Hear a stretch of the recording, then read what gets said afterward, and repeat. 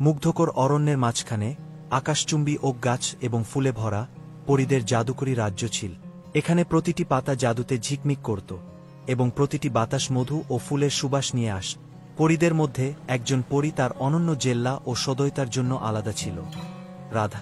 তার ডানাগুলো ঠিক ভোরের শিশিরের মতো ঝকঝকে এবং তার মন কৌতূহলে পূর্ণ ছিল। তিনি সবসময়ই অভিযানের জন্য প্রস্তুত থাকতেন। রাধার সেরা বন্ধু লিলি, যার হাসি ঠিক ঝরনার সুরের মতো সুরেলা, প্রায়ই এই অভিযানে রাধার সাথে যোগ দিতেন।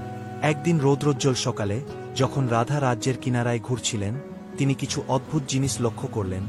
দূরে কোথাও একটি ক্ষীণ আলো ঝলমল করছিল। এটা সাধারণ পরীদের আলো থেকে আলাদা ছিল। রাধার চোখ উত্তেজনায় বোর্ড হয়ে গেল। লিলি, তাড়াতাড়ি এসো, মাঠের ওপারে কিছু জাদুকরি হচ্ছে। লিলি রাধার সাথে যোগ দিলেন এবং তারা একসাথে সেই রহস্যময় আলোর দিকে উড়ে গেলেন।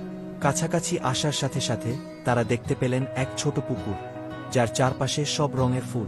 পুকুরের মাঝে একটি জলজলে গোলক ভেসেছিল, মৃদু রংধনুর রঙের আলো দিচ্ছিল।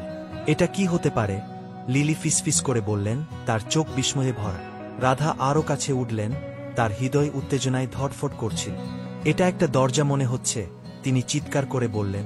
হয়তো এটা আমাদের জাদুকরী জগতের অন্য কোনো অংশে যাওয়ার পথ।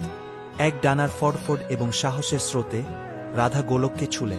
মুহূর্তেই রঙের এক ঘূর্ণায়মান স্রোত তাদেরকে এক বিস্ময়কর যাত্রায় নিয়ে গেল। তারা নিজেদের এক নতুন শ্বাসরুদ্ধকর রাজ্যে পেলেন, যেখানে আকাশগুলো ঝিকমিক করা তারা দিয়ে ভর্তি আর বাতাস জুঁই ফুলের সুগন্ধে ভরা।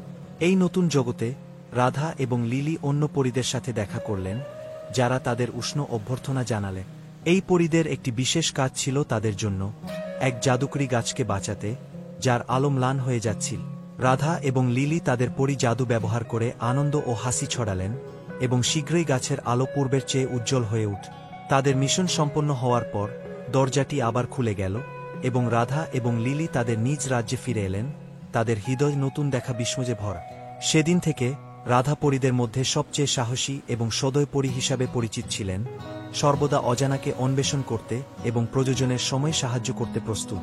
এবং তাই পরীর জাদুকরী রাজ্যে রাধার অভিযান চলতে থাকল, প্রতিদিন আরও জাদুকরী হয়ে।